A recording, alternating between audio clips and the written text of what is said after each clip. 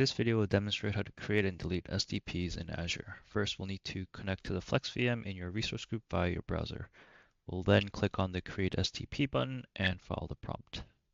First, we'll need to provide a name for the data pod and review the rest of the information that has been pre-populated. This information would have been provided at the time of the cluster creation when Flex was first deployed. Moving on to the next screen, we'll enter the desired configuration of the SDP. Starting on the right-hand side, we see the type option. This impacts the M node of the SDP and determines whether L-series VMs will be used or if PV2 disks will be used instead. Further down are toggles for performance acceleration and soak data consistency. Enabling performance acceleration will add a cache to the C nodes to boost read performance of the SDP.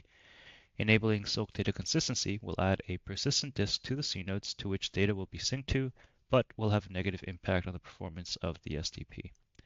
Please note, enabling either option will result in an increase in Azure infrastructure costs. For additional details, please refer to the Soak Flex user guide.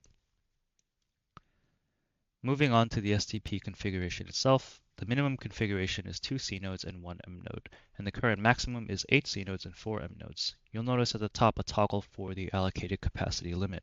This refers to the logical capacity of the SDP, which factors in dedupe, compression, and snapshots. It will also determine the minimum number of C nodes required. Once an SDP is created, this limit is locked in and cannot be changed. Therefore, it is very important to do a thorough assessment of the data that will be loaded onto the SDP. For the purposes of this video, I will select 2 C nodes and 1 M node.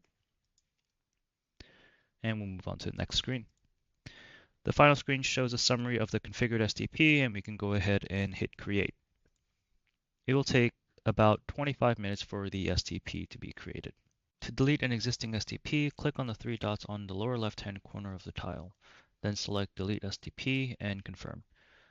This will also clean up the resources provisioned as well. Please note, deleting an SDP also means that all data on the SDP will be lost and cannot be recovered.